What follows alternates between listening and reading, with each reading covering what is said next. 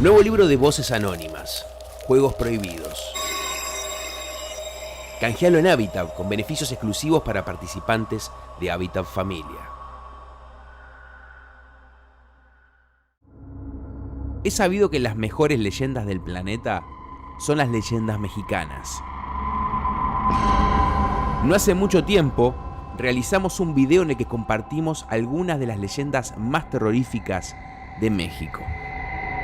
El éxito de este video fue tan grande que decidimos hacer una segunda parte contando más de estos relatos mexicanos que seguramente a muchos de ustedes le erizarán la piel. Prepárense, porque en este video van a ver relatos sobre apariciones espeluznantes, sitios embrujados y espectros que no logran descansar en paz. Es mi deber advertirles que luego de ver este video, seguramente a muchos de ustedes les cueste conciliar el sueño. Y es muy factible que además duerman con las luces encendidas. Todo está dicho, así que puedes servirte un café, apagar las luces de tu habitación y prepararte para vibrar con estas 4 leyendas mexicanas que te erizarán la piel. Número 4. Los muertos de la casa. Esta historia ocurrió en una ciudad hermosa, tal vez una de las ciudades más hermosas del mundo, que está ubicada en el centro de México, la ciudad de Guanajuato.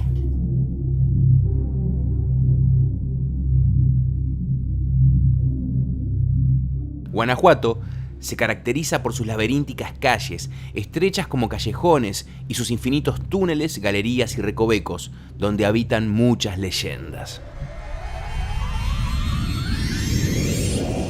El caso que verán a continuación tiene como protagonistas a María Fernández y a su hija Victoria, de apenas 9 años de edad, quienes un día se mudaron a una antigua casa del centro de la ciudad de Guanajuato, ubicada cerca del Teatro Juárez y la Plaza de la Paz.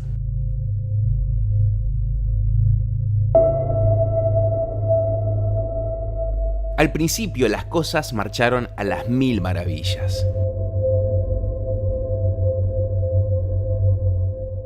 Pero apenas unos días después, la mujer y la niña empezaron a darse cuenta de que no todo era color de rosas, que algo extraño y siniestro ocurría en esa casa antigua del centro de Guanajuato. La primera circunstancia fuera de lo común sucedió una madrugada en la que Victoria se despertó y vio algo que la atemorizó muchísimo.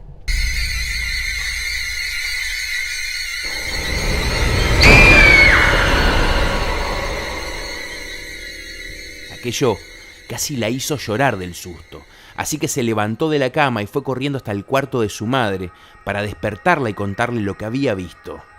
La niña le contó que en su cuarto, junto a los pies de la cama, se le había aparecido un hombre, un extraño, que estaba vestido de color negro, usaba sombrero y la miraba fijo.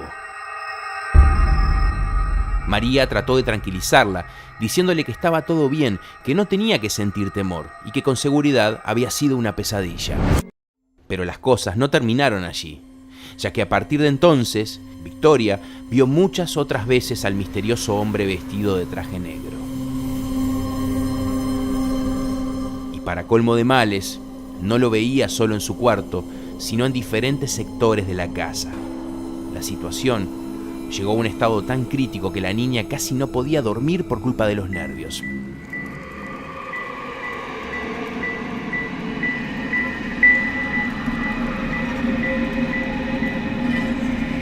Fue por eso que la niña comenzó a dormir en la habitación de su madre. Esta solución parecía perfecta para la ocasión.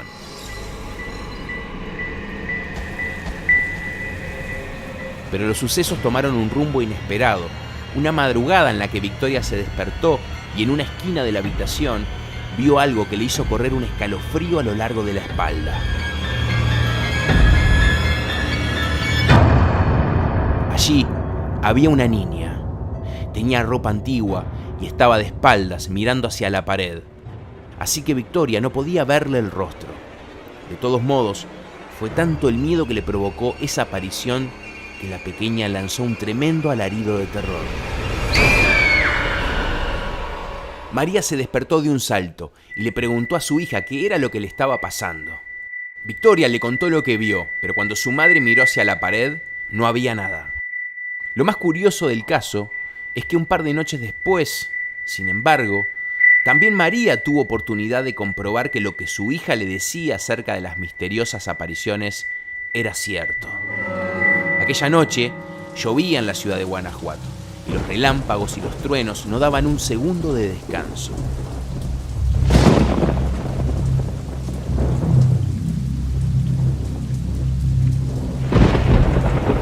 A pesar de la tormenta, la niña y su hija pudieron dormirse sin problemas. Pero a eso de las 3 de la mañana, algo despertó a Victoria. Apenas abrió sus ojos, la niña sentía que las cosas no estaban bien.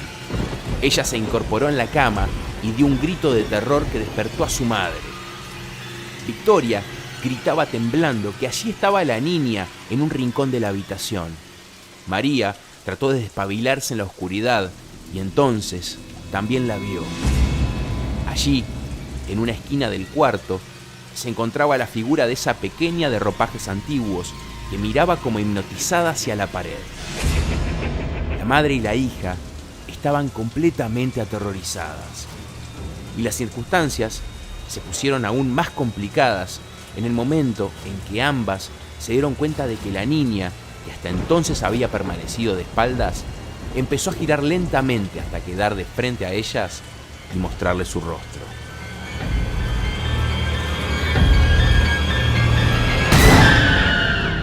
El horror de ambas se multiplicó por 10.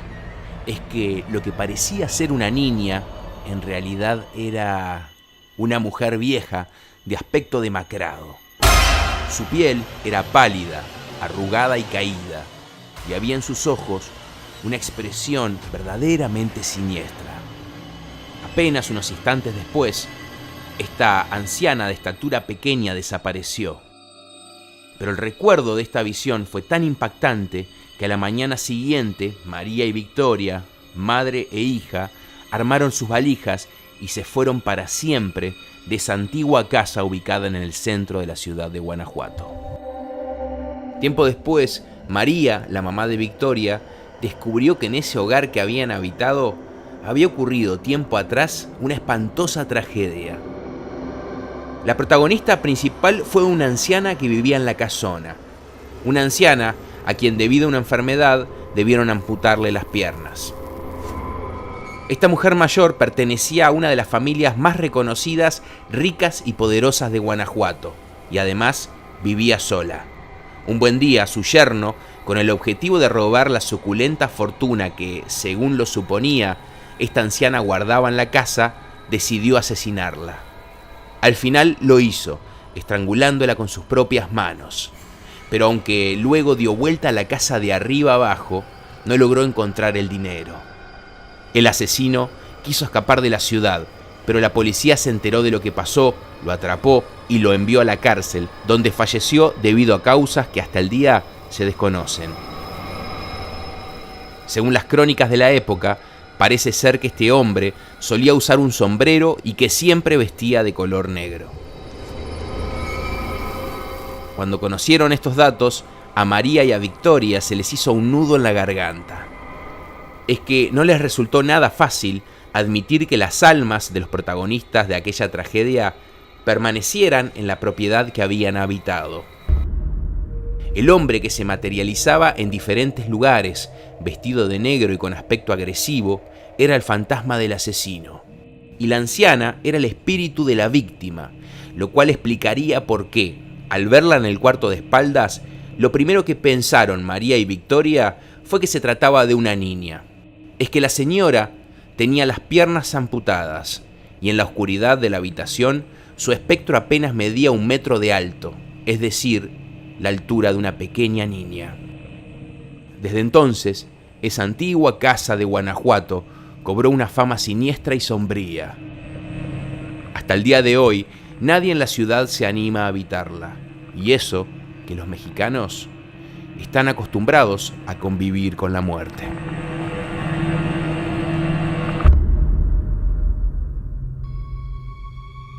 Número 3. La casa de los tubos.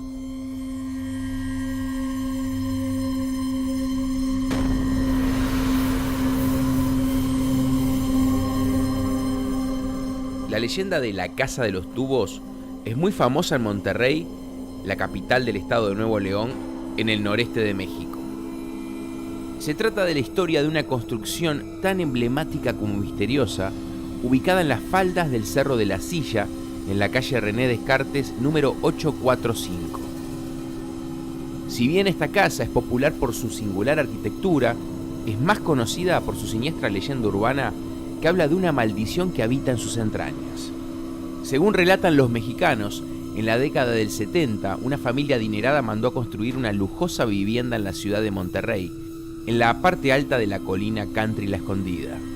La gigantesca residencia iba a estar compuesta por 5 grandes cilindros de cemento interconectados, diseñados de tal forma que la hija de los dueños, que era paralítica y utilizaba una silla de ruedas para trasladarse, pudiera moverse libremente a través de unas rampas enormes con forma de espiral. A través de ellas, la niña accedería a todos los pisos, desde la planta baja hasta la azotea, y además ingresaría a todas las habitaciones. Era una especie de laberinto moderno para la época, ideado para que una niña que no podía desplazarse por sí misma se moviera tan cómodamente como cualquier otra persona. Es que el padre de esta niña la amaba muchísimo y deseaba de corazón que ella pudiera moverse libremente dentro de un espacio como lo hacían los demás niños. De esta manera nació la idea de la casa de los tubos, una casa que fue diseñada para que una niña minusválida se moviera libremente. Fue así que comenzó la construcción. Pasaron los días y conforme comenzaba a levantarse la estructura, un miedo inexplicable comenzó a apoderarse de los albañiles de la obra. Al parecer, ellos tenían la extraña sensación de que en esa casona que estaban edificando había una energía muy densa que los agobiaba y no los dejaba trabajar tranquilos. Por todo esto, el ambiente que reinaba entre los obreros no era el mejor. Y las cosas empeoraron cuando comenzaron a desaparecer las herramientas de la obra. Los materiales de trabajo desaparecían delante de sus propias narices, como por arte de magia. Lo primero que hicieron los albañiles fue culparse entre ellos, pero increíblemente, luego de discutir acaloradamente y de acusarse los unos a los otros durante un largo rato, de golpe y de manera misteriosa, descubrieron que en realidad las herramientas estaban en su lugar. Nadie las había robado. Esta situación fue muy confusa para todos. Fue así que los obreros comenzaron a sentir que formaban parte de un juego de terror psicológico que estaba a punto de volverlos locos. Esto provocó que cierto día los obreros decidieran reunirse una vez finalizada la jornada laboral para hablar sobre todos los fenómenos extraños que se suscitaban en la mansión que estaban construyendo. En la reunión, algunos involucrados intentaron calmar los ánimos y otros confesaron que estaban aterrorizados y que se encontraban a punto de renunciar. La conversación se alargó, al igual que los tragos de alcohol que la acompañaban, al punto de que varios de los albañiles se emborracharon y al día siguiente no fueron a trabajar. Solo 3 de los obreros finalizaron la reunión medianamente sobrios. Ellos fueron los únicos en presentarse al día siguiente. 2 de los 3 se dedicaron a hacer algunas reformas en la planta baja, mientras que el restante subió al último de los pisos para trabajar en uno de los ventanales de la habitación de la niña. Todo fue muy rápido. Nadie supo explicar exactamente cómo fue que sucedió. Repentinamente, desde lo más alto, se escuchó un grito de terror. Los hombres que estaban abajo reconocieron la voz de su compañero, pero antes de poder acudir en su ayuda, escucharon el ruido seco de un cuerpo que impactaba contra el concreto. El obrero yacía muerto sobre el piso y en su rostro se veía una mueca de horror, como si justo antes de morir hubiera visto un espeluznante fantasma. Debido al mortal accidente, las obras en la casa de los tubos se interrumpieron durante algunos días. Las cosas no estaban claras en ese funesto lugar.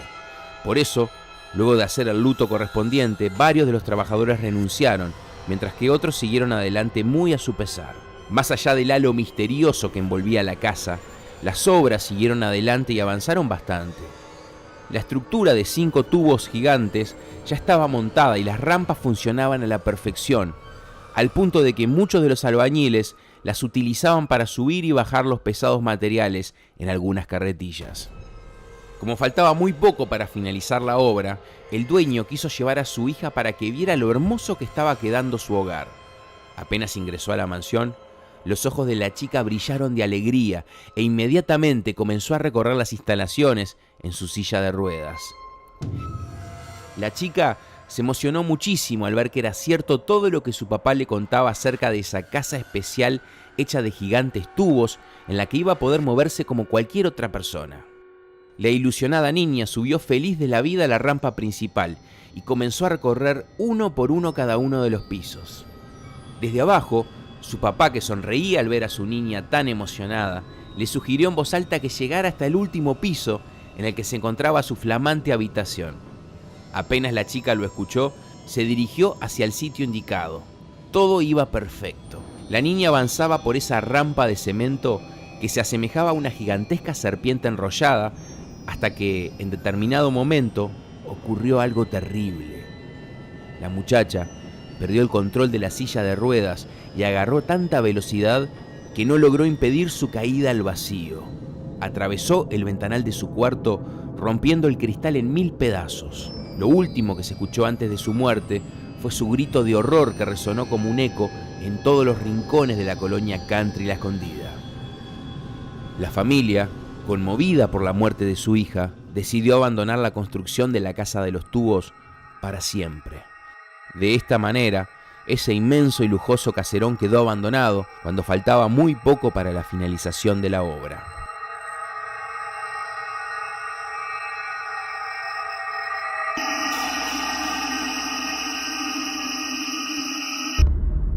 Este es el origen de una de las leyendas más populares de México.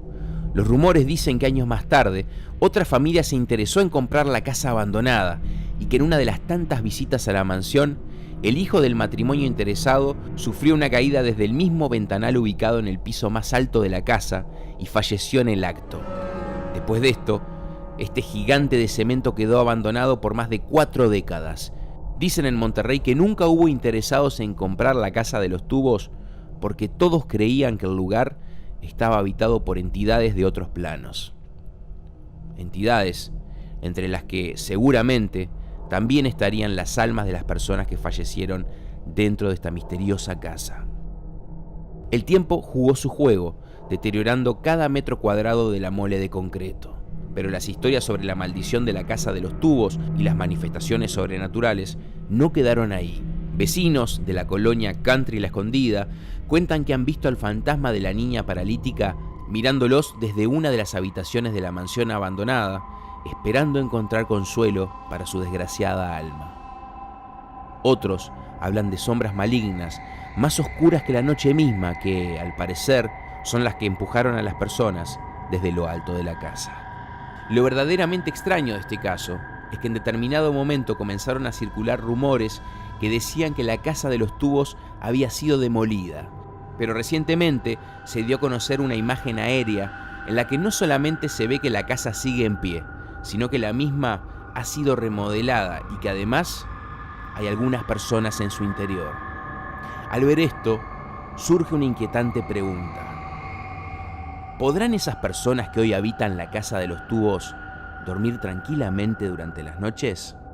Y además, otra pregunta seguramente debe resonar en la mente de muchos mexicanos. ¿Cuánto tiempo más aguantarán en esa casa estas personas?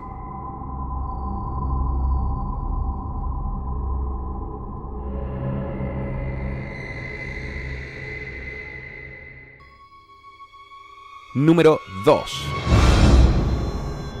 Conacay. El Día de Muertos es una celebración mexicana que honra a los difuntos cada 2 de noviembre. En esa fecha, las familias mexicanas limpian y decoran las tumbas de sus familiares fallecidos con coloridas coronas de flores.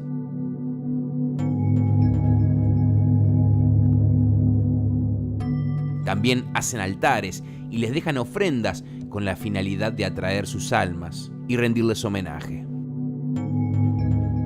Sucede que los mexicanos están completamente convencidos de que el 2 de noviembre es un día diferente a los demás, pues en esa fecha se abre un portal mágico por el que los seres fallecidos retornan del más allá y se reúnen con sus familiares vivos.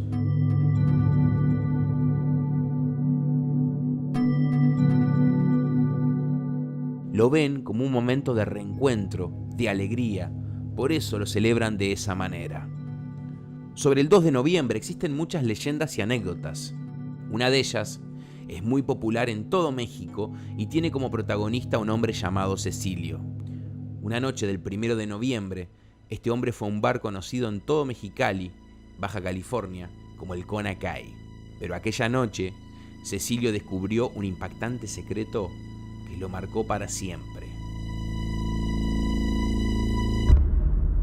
Aquella noche estaba más calma que nunca en Mexicali. A eso de las 23:30, Cecilio se encontraba con 2 de sus amigos en un estacionamiento charlando y bromeando sobre diferentes cosas de la vida. Los amigos trataban de ponerse de acuerdo sobre lo que harían esa noche, y a uno de ellos se le ocurrió la idea de ir a una discoteca donde hubiera bellas mujeres. Pero Cecilio no estaba motivado con la idea, y terminó negándose al plan de sus amigos. Les dijo que estaba muy cansado y que no quería ver chicas en ese momento, así que se iba a su casa a dormir. Sus amigos le insistieron, le pidieron que fuera con ellos, pero Cecilio les recordó que eran vísperas del Día de Muertos y que al día siguiente quería visitar temprano en la mañana la tumba de su madre, que estaba ubicada en el cementerio de la ciudad. Los amigos comprendieron que el estado de ánimo de Cecilio no era el mejor, así que lo dejaron partir con la promesa de que lo acompañarían al cementerio en ese momento tan especial para él. Los 3 amigos se despidieron. Cecilio se fue por un lado en su auto y los 2 amigos se fueron en otro. Mientras conducía su vehículo, Cecilio miraba la avenida principal de Mexicali y observó las desoladas calles mientras recordaba lo mucho que extrañaba a su madre. El reloj digital del interior del auto le mostró que ya había pasado la medianoche, es decir, ya era 2 de noviembre. En ese momento, algo llamó su atención y lo sacó de sus pensamientos. Al no divisar gente aglomerada ni autos estacionados, decidió bajarse para conocerlo y tomarse un par de copas antes de ir a su casa. Aquel parecía ser un sitio tranquilo y el lugar perfecto para ahogar sus penas. Fue así que Cecilio estacionó su auto frente al local y se dispuso a entrar. Al abrir la puerta pudo echarle un vistazo al bar. Había unas pocas mesas y sillas y contra un rincón se alzaba una barra muy bien puesta, preparada con una cantidad de botellas de licores coloridos, vistosamente expuestas.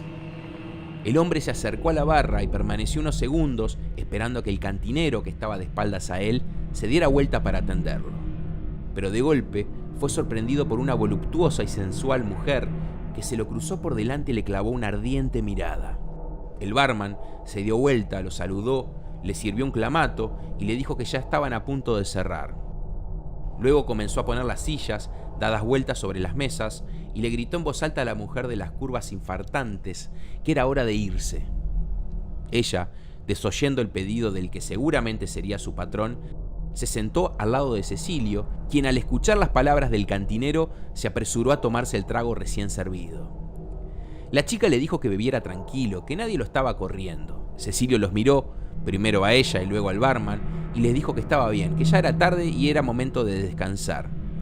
La despampanante dama, de todos modos, le pidió un trago a su compañero y se quedó acodada sobre el mostrador junto a Cecilio, y entre risas y sin dejar de mirarlo fijamente, encendió un cigarrillo. Luego, estudiándolo con sus ojos, le preguntó: ¿Y por qué vienes tan solito? ¿Que no tienes amigos o qué? No, no es eso, es que traen otro cotorreo y pues yo quería tomar algo tranquilo antes de irme a dormir. La mujer le dijo que lo veía cansado, como apagado, a lo que Cecilio le respondió que sí, que era cierto, que todo se debía a que ya era 2 de noviembre, Día de Muertos, y que echaba de menos a su madre. La mujer sonrió como si le gustase lo que Cecilio le estaba diciendo. Le parecía tierno que un hijo tuviera tan presente a su madre en un día tan triste como ese. Luego de beber el último sorbo de su trago, Cecilio continuó: Ella decía que el 2 de noviembre los muertos regresan a visitar a los vivos. Pues voy a ir a verla. La mujer que escuchaba al solitario cliente con suma atención, le preguntaba qué pensaba sobre el 2 de noviembre, si compartía lo que su madre le decía. A lo que Cecilio contestó que no, que él no creía en esas cosas, pero que por respeto a la memoria de su difunta madre, acudía religiosamente cada año al camposanto en el que descansaban sus restos. La mujer y el barman sonrieron al escucharlo y acto seguido, la dama apagó el cigarrillo y se despidió de Cecilio. Bueno, creo que ahora sí es hora de cerrar. Pero, ¿por qué? El reloj de pared marcaba las 3 de la mañana. El cantinero ya tenía todo pronto para cerrar, así que Cecilio se dio cuenta de que ya era hora de retirarse. Le preguntó cuánto era, a lo que el hombre le respondió 200 pesos mexicanos. Cecilio sacó un billete de $20, el equivalente a lo que valían los tragos más una importante propina, lo dejó debajo del cenicero de la barra y luego de saludarlos a los dos, se fue del lugar. Aquella madrugada, Cecilio apenas llegó a dormir unas 3 o 4 horas y luego se despertó para ir al cementerio. Pero al llegar al lugar, sus amigos y familiares ya estaban allí. Al verlo llegar a esa hora, uno de sus amigos se burló, pues había llegado más tarde que todos cuando supuestamente él se había ido a descansar para acudir temprano al lugar. Anticipándose a las burlas de los demás, Cecilio les comentó: Ya sé, me quedé dormido. Pasé a tomar algo por ahí en el camino y como que me pasé de más, ¿no? El otro amigo, bastante extrañado, le preguntó a dónde había ido. Cecilio le respondió que había pasado por un pequeño bar llamado Conacay. Sus amigos se rieron a carcajadas porque pensaron que Cecilio les estaba mintiendo, ya que ellos conocían perfectamente todos los bares de la ciudad y no había ninguno llamado de esa manera. Así que bastante desconfiado, uno de ellos le preguntó dónde estaba ubicado el bar. Sobre la avenida México, respondió Cecilio. ¿Sobre la México y López Mateos?, preguntó su amigo, que parecía bastante intrigado con aquella conversación. Cecilio dijo que sí, que esa era exactamente la dirección donde estaba el Conacay. Y entonces, su amigo le dijo que no bromeara, que ese lugar llevaba cerrado más de 8 años. Cecilio, un tanto molesto, le dijo que no se hicieran los chistosos, que estaba seguro de que el lugar estaba abierto porque él había estado allí e incluso se había tomado unos tragos servidos por un cantinero en compañía de una hermosa dama. Sin embargo, sus amigos seguían insistiéndole con que ese bar no existía. Así que los tres decidieron ir juntos hasta el lugar para despejar cualquier tipo de sospecha. Cecilio aceptó la propuesta y los tres amigos se dirigieron hasta el bar en uno de los autos. Al llegar, Cecilio pudo ver el rústico cartel que a plena luz del día lucía mucho más discreto que durante la noche. La puerta de entrada estaba abierta y al parecer no había nadie en los alrededores, así que Cecilio ingresó al local del Conacay. Pero una vez dentro, la cara de Cecilio cambió por completo. En el lugar solo quedaban ruinas de lo que alguna vez fue un bar. Cecilio sintió como una sombra cayó sobre su alma y un escalofrío recorrió todo su cuerpo. Hacía tan solo unas horas, él había estado en ese bar impecablemente decorado y ahora lo estaba viendo totalmente destruido, sucio, con basura y con secuelas de un abandono de años. Pero el horror de Cecilio se hizo más evidente cuando vio los restos del mostrador en el que se había acodado un rato atrás. Y lo que lo perturbó por completo fue descubrir que debajo de un polvoriento cenicero y perfectamente doblado había un billete de $20. El billete de $20 con el que él mismo había pagado los tragos.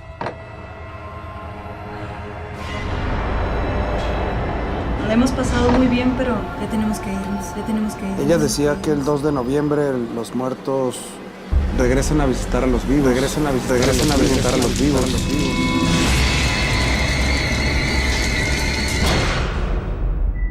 En ese preciso instante, unas palabras azotaron la mente de Cecilio de la manera más espeluznante. Fueron las de su madre cuando le decía que los muertos regresan el día 2 de noviembre para reencontrarse con los vivos. Cecilio sintió el terror más puro al darse cuenta de que no solo rozó a la muerte, sino que también había conversado con ella. Cecilio nunca podrá olvidar aquel 2 de noviembre, ese día de muertos en que vio de cerca la mismísima parca. Aún hoy, él no puede explicar lo que presenció, pero cree que aquellos seres con los que entabló una amena charla eran nada más ni nada menos que un par de personas fallecidas. 2 muertos que tienen solo una vez al año una chance de volver al mundo de los vivos. Cuentan en Mexicali y en toda Baja California que cada 2 de noviembre el Conacay vuelve a abrir sus puertas para que los muertos ingresen al lugar y se diviertan con las voces anónimas. Número 1. Los fantasmas de la ruta que va a Salamanca. Esta es la historia de 2 mujeres mexicanas, Laura y Violeta, madre e hija respectivamente. Laura, por temas laborales, siempre trabajaba por todo el territorio azteca, y fue en uno de esos tantos viajes en donde descubrió que en las rutas pasan cosas muy extrañas. Eran casi las 6 de la madrugada. El cielo todavía seguía oscuro. Violeta conducía y su madre iba sentada a su lado. Ellas se dirigían hacia la ciudad de Salamanca por una ruta que ambas sabían que era muy peligrosa. Llevaban una velocidad moderada. Viajaban a unos 100 kilómetros por hora cuando la noche estaba bastante tranquila. En determinado momento, madre e hija distinguieron una silueta. Parecía ser un hombre joven parado en medio de la ruta. Si bien esta situación era bastante extraña, de golpe se dieron cuenta de lo peor, de que aquella silueta que estaba parada en la ruta que conducía a Salamanca no era una persona, no era alguien de este mundo. Un estremecimiento les recorrió todo el cuerpo a estas 2 mujeres y les erizó la piel. Violeta comenzó a reducir la velocidad, pero aquel extraño parado en la ruta no se movía, permanecía en su lugar en la cinta de asfalto. Las mujeres, sin poder hacer otra cosa, se prepararon para el impacto. Pero nada pasó, porque el vehículo atravesó la silueta como si fuera de humo. ¿Lo viste?, le preguntó Laura a su hija. Sí, lo vi, respondió la joven. Instintivamente, Violeta levantó la vista para observar por el espejo retrovisor si en la ruta quedaba alguna señal de la figura que se les había aparecido. Y fue ahí cuando descubrió algo espeluznante, algo que la hizo gritar como nunca lo había hecho, porque en ese momento vio claramente a ese mismo joven que se le había aparecido en la carretera. Un muchacho que tenía la cara destrozada y putrefacta, que estaba sentado en el asiento trasero del auto. Desesperada, la muchacha advirtió a su madre lo que estaba contemplando a través del espejo. Su madre se dio vuelta inmediatamente, pero no vio a nadie dentro del auto. Le dijo a su hija que se tranquilizara, que detrás de ellas no había nadie y que agarrara el volante con fuerza para no perder el control del auto. Al escucharla, Violeta bajó la vista e intentó concentrarse en el camino. No quería seguir observando a aquel muerto. Y entonces pasó lo peor. La muchacha, que estaba aterrorizada frente al volante, sintió que una mano que llegaba desde atrás se cerraba sobre su cuello y comenzaba a presionárselo, como si el espectro quisiera ahorcarla. La chica quería avisarle a su madre lo que estaba sucediendo, pero la presión en su cuello le prohibía hablar con claridad. Fue en ese momento cuando Laura observó cómo su hija, sin quitar las manos del volante, comenzó a volcar su cuerpo hacia atrás, como si alguien tirara de ella. Y también vio como la piel del cuello de Violeta se hundía más y más, como si una mano invisible se lo presionara.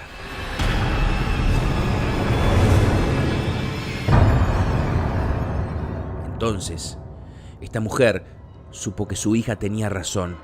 No estaban solas en el auto, y aquello sobrenatural que viajaba con ellas quería matarlas.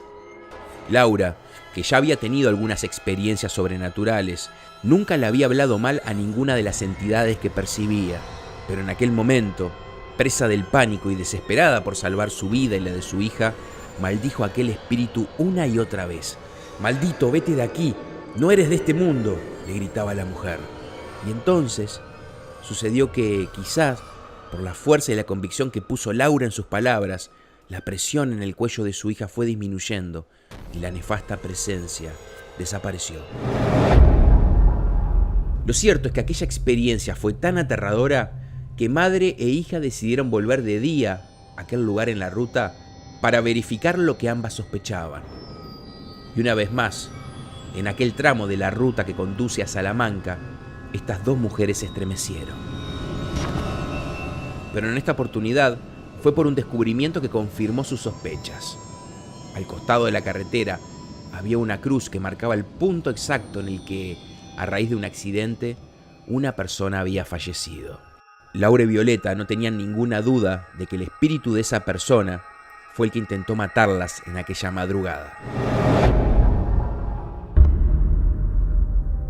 A partir de este inolvidable acontecimiento, Violeta dedujo que esto sucede porque la mayoría de las muertes en la ruta son violentas e inesperadas. Y eso hace que las víctimas queden atadas a nuestro plano de existencia, sin tomar conciencia en un primer momento de que ya han perdido la vida. La joven mexicana imagina que el umbral que deben atravesar los espectros de los que mueren en accidentes de carretera solo permanece abierto un instante. Cuando estos toman conciencia de su estado, ya es demasiado tarde. El umbral ya se ha cerrado. Y así es como estas entidades permanecen varadas en nuestro mundo. Lo único que le queda a estas almas, opina Violeta, es provocarle la muerte a otro conductor para que, de esta manera, el umbral que conecta nuestro mundo con el de los muertos se vuelva a abrir y ambos, el espíritu asesino y la reciente víctima, puedan cruzarlo. Según Violeta, eso tal vez era lo que buscaba aquel espectro que intentó ahorcarla aquella madrugada mientras conducía. Laura, su madre, fue más allá de este razonamiento, porque ella piensa que estas siniestras manifestaciones de los espíritus en las carreteras son las que explican los recurrentes accidentes que se producen en determinados tramos de aquellos caminos. Laura está completamente convencida de esta última teoría, y ella comparte una fuerte evidencia que se encuentra en la ciudad mexicana de Guanajuato, cerca de la ruta donde ellas protagonizaron aquella terrorífica experiencia. Allí, en febrero de 2006, un autobús se salió de la carretera y cayó por un barranco. Aquel día murieron 23 personas. Los familiares de las víctimas se pusieron de acuerdo para alzar allí, en el lugar exacto del accidente, una gran cruz. Lo extraño del caso es que, a partir de aquella tragedia, ese punto en la carretera que conduce a Salamanca se convirtió en un sitio donde frecuentemente ocurren accidentes. Hoy en día, junto a la gran cruz de aquella primera desgracia, puede observarse una larga fila de otras cruces más pequeñas. Hay historias que involucran a algunos conductores que, a punto de tener un accidente, pudieron corregir a último momento la trayectoria de su auto y así salvar sus vidas. Ellos cuentan que lo que los hizo perder el control del vehículo fueron unas figuras oscuras paradas en medio de la ruta. Unas figuras oscuras parecidas a las que vieron aquella noche Laura y Violeta.